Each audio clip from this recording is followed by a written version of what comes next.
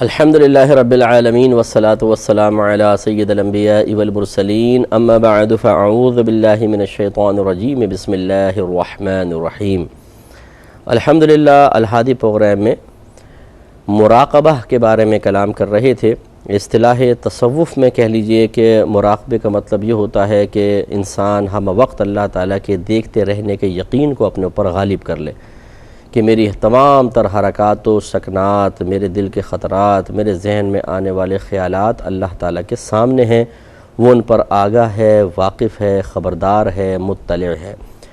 یہ جب انسان کے اندر کیفیت پیدا ہوتی ہے، یہ یقین کامل حاصل ہو جاتا ہے، یہ یقین ہم وقت انسان کے ساتھ رہتا ہے تو اس کے کردار اور عمل میں تبدیلی آتی ہے۔ بتقاضائے بشریت ایسے شخص سے بھی گناہ ہو سکتا ہے، یہ نہیں ہے کہ نہیں ہو سکتا، وہ فرشتہ تو نہیں بن جاتا، وہ نبی تو نہیں بن جائے گا اس طرح کے تصور رکھنے سے،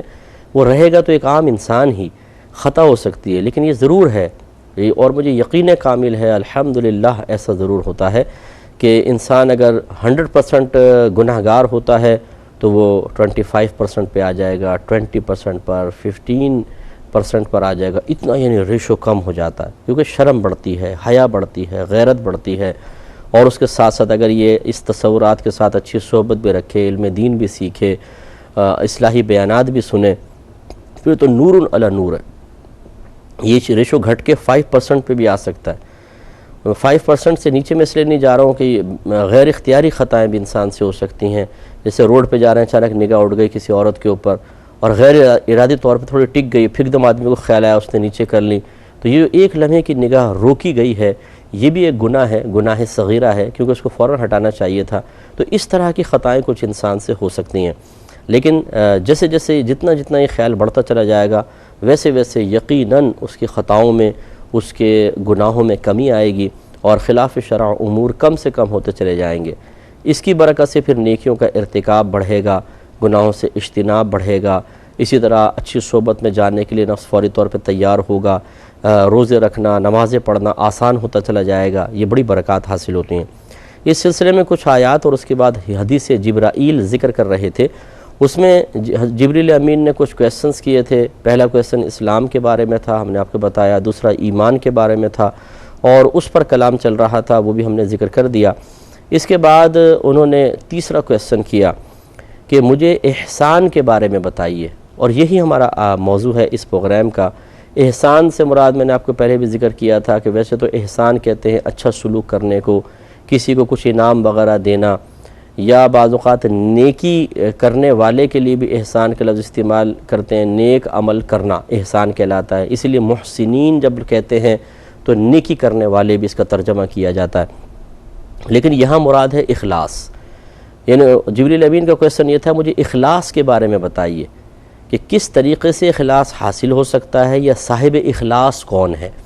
اسی لیے جواب کی نوعیت سے ہم یہ معنی متعین کر رہے ہیں۔ تو نبی کریم صلی اللہ علیہ وسلم نے ارشاد فرمایا کہ اللہ تعالیٰ کی یوں عبادت کرنا گویا کہ تم اسے دیکھ رہے ہو، اور اگر تم اسے نہیں دیکھتے تو وہ تو تمہیں دیکھ ہی رہا ہے۔ یہ ہے اخلاص کہ انسان ہم وقت اس بات کا تصور قائم رکھے کہ اللہ تبارک و تعالیٰ کو میں دیکھ رہا ہوں، اور اگر ہم نہیں دیکھ رہے تو وہ تو ہمیں دیکھ ہی رہا ہے، یہ تصور قائم کریں۔ تو ایک خواص کے لیے ہے، ایک عوام کے لیے ہے۔ خواص اپنے خیالات کو بہت حد تک کنٹرول کر سکتے ہیں، اگر وہ یوں تصور قائم کریں کہ میں اللہ کو دیکھ رہا ہوں تو یہ تصور بھی قائم ہو جائے اور کوئی اللہ تعالیٰ کی معاذ اللہ ذہن میں صورت بھی نہیں بنائیں گے۔ لیکن عوام کے لیے مناسب نہیں ہے، اگر وہ یہ سوچے کہ میں اللہ کو دیکھ رہا ہوں تو چونکہ نفس کمزور ہوتا ہے اور یعنی باطنی کمزوریاں ہوتی ہیں تو فوراً شیطان کسی کی شکل سامنے لے آئے گا کہ یہ شاید خود، اب آپ چاہے اس کو لاکھ ٹالیں لیکن پھر یہ وسوسے آنے شروع ہو جائیں گے۔ اس لیے پہلی والی چیز یہ خواص کے لیے رہنے دیں۔ عوام الناس کو چاہیے کہ اس بات کا یقین کامل رکھے کہ اللہ تعالیٰ مجھے دیکھ رہا ہے، نماز پڑھتے ہوئے بھی، روزہ رکھتے ہوئے بھی، اسی طرح اپنی روزمرہ زندگی گزارتے ہوئے، خصوصاً تنہائی میں رہتے ہوئے خاص طور پر انسان اس تصور کو بار بار ذہن میں حاضر کرے تو بہت ساری خطاؤں سے بچ سکتا ہے۔ تو یہ دیکھیں ہمارے نبی کریم صلی اللہ علیہ وسلم کتنے پیارے انداز سے ہمیں ایک تصور دے رہے ہیں اور اخلاص کی تربیت دے رہے ہیں اور گناہوں سے بچنے کا نسخہ ارشاد فرما رہے ہیں کہ اللہ تعالیٰ کے دیکھتے رہنے کا یقین کو پختہ کر لو تو بہت سارے گناہوں سے محفوظ ہو جاؤ گے۔ اس کے بعد انہوں نے پوچھا کہ قیامت کے بارے میں بتائیے، یعنی کب آئے گی۔ اب اگر نبی کریم صلی اللہ علیہ وسلم کو یہ پتہ نہ ہوتا کہ قیامت کب آئے گی، صاف صاف کہتے مجھے نہیں معلوم، لیکن نبی کریم صلی اللہ علیہ وسلم نے بڑا نفیس جواب دیا کہ جس سے پوچھا گیا ہے وہ پوچھنے والے سے زیادہ نہیں جانتا ہے، زیادہ نہیں جانتا ہے۔ اگر کہتے کہ نہیں جانتا ہے یہ ایک الگ چیز ہے، کہ جس سے تم نے پوچھا ہے وہ اور جو پوچھ رہا ہے دونوں نہیں جانتے، اس میں علم کی نفی ہے۔ اور اگر یوں کہے کہ جس سے تم نے پوچھا ہے وہ پوچھنے والے سے زیادہ نہیں جانتا ہے، اس میں علم کی نفی نہیں ہے، اس میں زیادتی علم کی نفی ہے۔ مثال کے طور پر 10 باتیں ہیں جو میں بھی جانتا ہوں اور سامنے والا بھی جانتا ہے۔ اب کچھ لوگ بیٹھے ہوئے ہیں، وہ کہتا ہے کہ آپ کو ان 10 باتوں کا علم ہے اور ہم ان باتوں کو ان سے چھپانا چاہتے ہیں، تو میں جواب میں یوں کہوں کہ جس سے سوال کیا گیا ہے وہ پوچھنے والے سے زیادہ نہیں جانتا، تو کیا بتائیں میں ان 10 باتوں کے علم کا انکار کر رہا ہوں؟ نہیں، بلکہ اس بات کا اقرار کر رہا ہوں کہ 10 کا علم تو ہے، لیکن اس کے اوپر اگر کچھ ہوتی ہیں 11 12 13 14 نہ وہ تم جانتے ہو نہ میں جانتا ہوں۔ یہ ہے وہ نفیس جواب، اور اس بات کو سمجھنا چاہیے کہ جب جبریل امین کویسچن کر رہے ہیں قیامت کے وقت کے بارے میں، تو پہلے جو بھی کویسچن کیے خود کہا کہ آپ نے سچ فرمایا، آپ نے سچ فرمایا، آپ نے سچ فرمایا۔ اس کا مطلب یہ ہوا کہ جبریل امین جانتے تھے کہ نبی کریم صلی اللہ علیہ وسلم کیا فرمائیں گے، اس لیے کویسچن کر رہے ہیں۔ اس لیے تو کویسچن نہیں کر رہے تھے کہ سوال کر کے سرکار کو لاجواب کر دیا جائے، کیا اس لیے کویسچن کر رہے تھے؟ یقیناً نہیں۔ اچھا، کیا اس لیے کویسچن کر رہے تھے تاکہ صحابہ کرام کو پتہ چل جائے کہ نبی کریم کو بہت سی باتوں کا علم نہیں، کہ اس لیے اللہ نے بھیجا تھا؟ یہ بھی بات بہت بعید ہے۔ اس کا مطلب یہ ہے کہ چونکہ سرکار آخر میں خود فرما رہے ہیں جبرائیل تھے تمہیں تمہارا دین سکھانے آئے تھے، تو یہ اصل میں جبریل امین صحابہ کرام کو سکھانے آئے تھے کہ ہم بعض کویسچن کریں گے، نبی کریم اس کے جواب دیں گے، تو سمجھ جائیے کہ یہ علم آپ لوگوں تک پہنچانا مقصود ہے، اور ہم کچھ کویسچن کریں گے، نبی کریم اس کا ویسا جواب نہیں دیں گے جیسا سوال کے مطابق ہے، تو یہ نہ سمجھنا کہ ان کو علم نہیں ہے، بلکہ اب یہ سمجھ جانا کہ بعض علوم ایسے ہیں جو لوگوں کے سامنے ظاہر کرنا مناسب نہیں ہے، اللہ تعالیٰ نے اس کی اجازت نہیں دی۔ تو نفس علم کی نفی نہیں ہے، بلکہ یہاں پر زیادتی علم کی نفی ہے۔ اس پوائنٹ کو اچھی طرح سمجھیے۔ لہذا جب جبریل امین نے کویسچن کیا کہ قیامت کب آئے گی، اگر نبی کریم کو معلوم نہیں تھا تو بتائیں سوال کیوں کیا؟ کیا اسی لیے، میں نے وہی پوچھ رہا ہوں، اس لیے کہ تاکہ نبی کریم کی علمی کمی ظاہر ہو جائے، معاذ اللہ صحابہ کے سامنے آپ کی تحقیر کے پہلو نکلے؟ یقینی سی بات ہے کہ نہیں۔ صرف یہ ظاہر کرنا مقصود تھا، سوال سے یہ مقصد تھا کہ آپ سے سوال کیا گیا تو آپ ظاہر کیجئے، بتا دیجئے صحابہ کرام کو کہ بہت سے علوم ایسے ہیں جو تمہارے سامنے ظاہر کرنے سے اللہ تعالیٰ نے مجھے منع فرمایا، تو لہٰذا جب منع فرمایا ہے تو آپ مجھ سے اس چیز کے بارے میں بعد میں کویسچن نہیں کیجئے گا، اور جن کے بارے میں کویسچن کیا گیا ہے وہ امور ایسے ہیں جو آپ کو پتہ چل جائیں کوئی بات نہیں، ان کے بارے میں کوئی کویسچن کرنا چاہے تو کوئی مسئلہ نہیں ہے۔ اس لیے ہمارا ایمان یہی ہے، اکثر علماء اسلام اسی پر ہیں کہ نبی کریم صلی اللہ علیہ وسلم کو قیامت کا علم تھا، اور یعنی کب قائم ہوگی، ایکوریٹ تاریخ اور دن بھی سرکار کو پتہ ہے۔ دن کے بارے میں تو سرکار نے بتا دیا، عاشورہ کا دن ہوگا، جمعہ کا روز ہوگا جب قیامت قائم ہوگی، یہاں تک بتایا، لیکن کون سے سن میں ہوگی، کون سی صدی میں ہوگی، کون سا مہینہ ہوگا، کون سی تاریخ ہوگی، یہ سرکار نے نہیں بتایا، یعنی خاص۔ تو ہمارا ایمان ہے کہ یہ بھی سرکار کو پتہ ہے، لیکن ظاہر کرنے کا حکم نہیں تھا، اس لیے سرکار نے اس کو ظاہر نہیں فرمایا۔ لیکن بات وہی ہے کہ اگر کوئی یہ ایسی چیزیں ہیں، اگر کوئی اس کا انکار کرتا ہے، معاذ اللہ یہ کہتا ہے کہ نبی کریم کو قیامت کا علم نہیں تھا، ہم اسے کافر نہیں کہہ سکتے، کیونکہ صراحتاً نہ اقرار ہے نہ انکار ہے۔ اب یہ آپ کے مجھ پر ہے۔ اگر عشق و محبت اور پیار یہ کہتا ہے کہ نبی کریم صلی اللہ علیہ وسلم کی طرف کمال کی نسبت ہی ہونی چاہیے، اور اس سے ہم پہلو کمال نکال کے سرکار کی طرف ہی نسبت کریں کہ علم تو تھا بتایا نہیں، اس میں کیا حرج ہے، جبکہ ظاہر بھی ظاہر کر رہا ہے۔ اور اگر کوئی دوسرا پہلو نکال کر نقص کی کمی ایک سرکار کی طرف کرے کہ جو بظاہر مطلب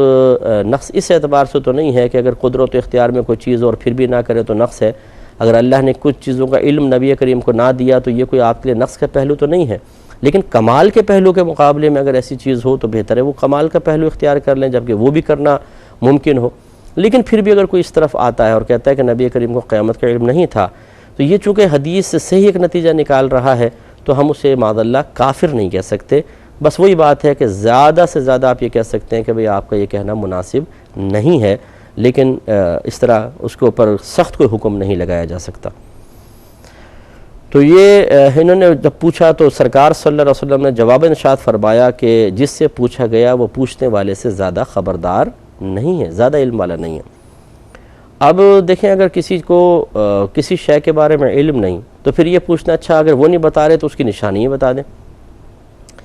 جیسے اگر مجھے خاص مقام کا پتہ ہو، آپ پوچھیں کہ جی فلاں مقام کہاں ہے، مجھے معلوم ہے لیکن میں کسی وجہ سے کہوں کہ بھئی میں نہیں بتا سکتا، اچھا کوئی نشانی ہی بتا دو،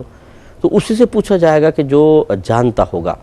اسی لیے جبریل امین کا اگلا کویسچن بھی یہ ظاہر کرتا ہے کہ قیامت کا علم تو ہے لیکن بتانے کی چونکہ اجازت نہیں ہے، تو پوچھا کہ اچھا اس کی کچھ نشانیاں بتائیے۔ تو سرکار صلی اللہ علیہ وسلم نے یہاں پر کچھ نشانیاں بتائیں۔ نمبر 1 فرمایا کہ لونڈی اپنے آقا کو جنے گی،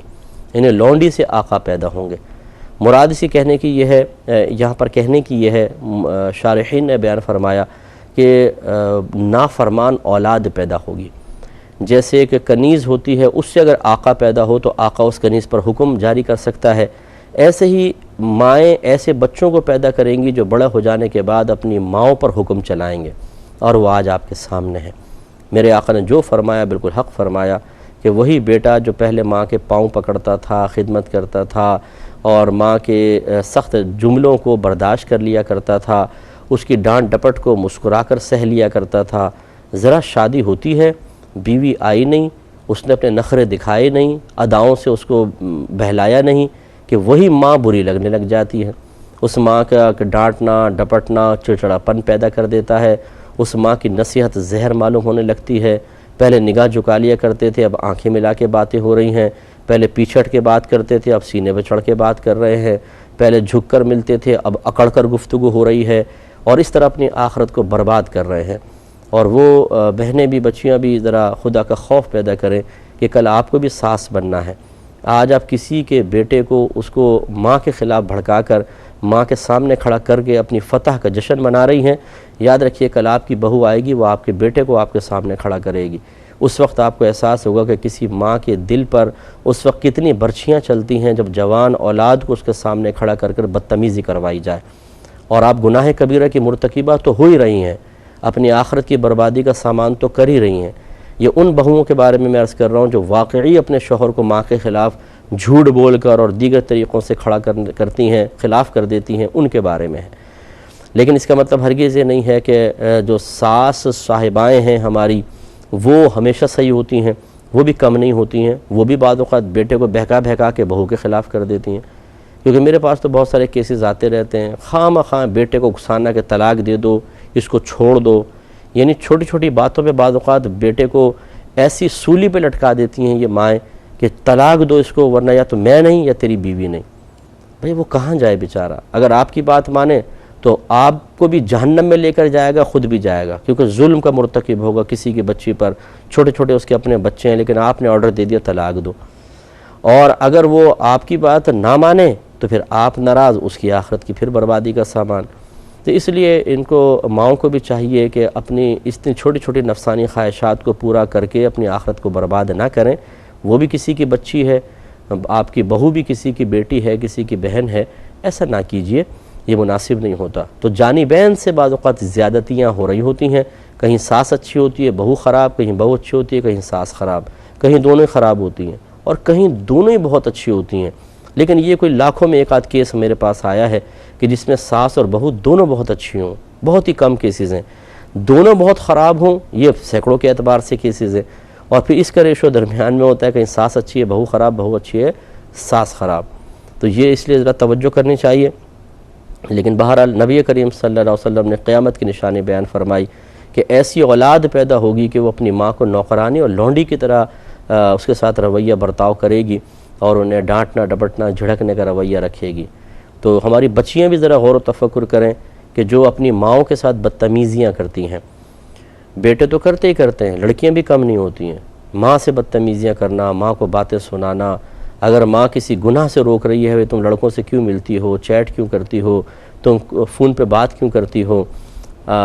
تو امی آپ تو بدگمانی کرتی رہتی ہیں۔ بھئی بدگمانی تو وہاں پیدا ہونا جہاں پہ ایسے حرکتیں نہ کر رہی ہوں، حرکتیں وہی چل رہی ہیں، خراب حرکتیں، ماں نے پکڑ لیا تو اب آپ تو ہم پہ بدگمانی کرتی ہیں۔ بھئی یہ کہہ کر آپ کون سے جذبے کو تسکین دینا چاہتی ہیں؟ حرکتیں آپ اپنی ٹھیک نہیں کر رہی، اور آپ کے پاس ایک ترپ کا پتہ ہے کہ ماں کو چونکہ ابھی کامل یقین نہیں، وہ فقط گمان کی وجہ سے آپ کو ڈانٹ رہی ہے، اسی کو بس آپ پکڑ لیتے ہیں۔ اما آپ تو خواہ بدگمانی کر رہی ہیں مجھ پر، کیا ثبوت ہے آپ کے پاس بتائیے؟ اب ماں کے پاس کوئی واضح ثبوت نہیں ہوتا تو وہ خاموش ہو جاتی ہے۔ تو کیا ماں کو خاموش کر کے آپ نے اپنے جرم پر اگر پردہ ڈال لیا تو اللہ تعالیٰ کی طرف سے آپ کو انعام ملے گا؟ اور زیادہ آپ گناہ کبیرہ کے مرتکب ہوئیں۔ پہلے شیطانیت چل رہی ہے، اور پھر ماں کے ساتھ جھوٹ بولنا، پھر ماں کی بے عزتی کرنا، اس کی انسلٹ کرنا، اسے بیوقوف قرار دینا، اسے بدگمانی کرنے والی قرار دینا۔ کیا فائدہ حاصل ہوا آپ کو یہ سب کام کر کے؟ تو اس لیے وہ بچیاں کہ جو اپنی ماں کو حقیر سمجھ کر، کمتر سمجھ کر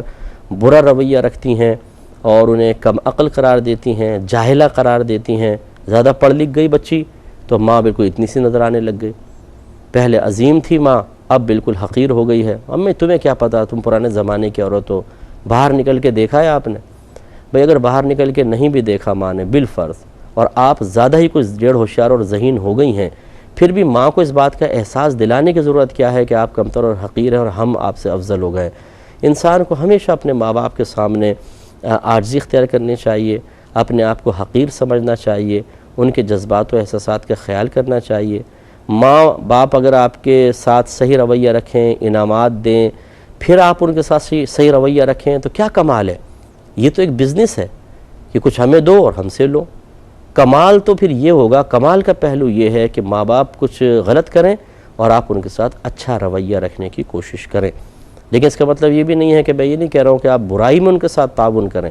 ہاں لیکن ان کی زیادتیاں برداشت کرنے میں ضرور آپ نرم رویہ اختیار رکھیں اور بدتمیزیاں ان کے ساتھ ہرگز نہ کریں۔ ایک صحابی نے آ کے پوچھا، یا رسول اللہ صلی اللہ علیہ وسلم، میرے کچھ رشتہ دار ہیں جو مجھ سے برا سلوک کرتے ہیں، کیا میں ان کے ساتھ ویسا ہی سلوک کروں یا اچھا سلوک کروں؟ تو آپ نے شاید فرمایا کہ نہیں، تم ان کے ساتھ اچھا سلوک کرو۔ یعنی اور پھر فرمایا کہ بھلائی یہ نہیں ہے کہ جس سے تمہارے ساتھ اچھا سلوک کیا تم اس کے ساتھ اچھا سلوک کرو، بلکہ کمال تو یہ ہے کہ جو تمہارے ساتھ برا سلوک کرے تم اس کے ساتھ اچھا سلوک کرو۔ اس لیے خصوصی طور پر ایسے ہمارے اگر کوئی سن رہے ہیں بھائی بہن کہ جو اپنے ماں باپ کو ان کے بوڑھے ہو جانے کے بعد ان کی کم علمی کی وجہ سے، ان کے حقیر ہونے، کمتر ہونے کی وجہ سے کسی بھی جہت سے ان سے بدتمیزیاں کرتے ہیں، وہ توبہ کریں۔ اللہ تعالیٰ عمل کی توفیق عطا فرمائے، آمین۔ وآخر دعوانا ان الحمدللہ رب العالمین۔ میں بہک سکوں یہ مجال کیا، میرا رہنما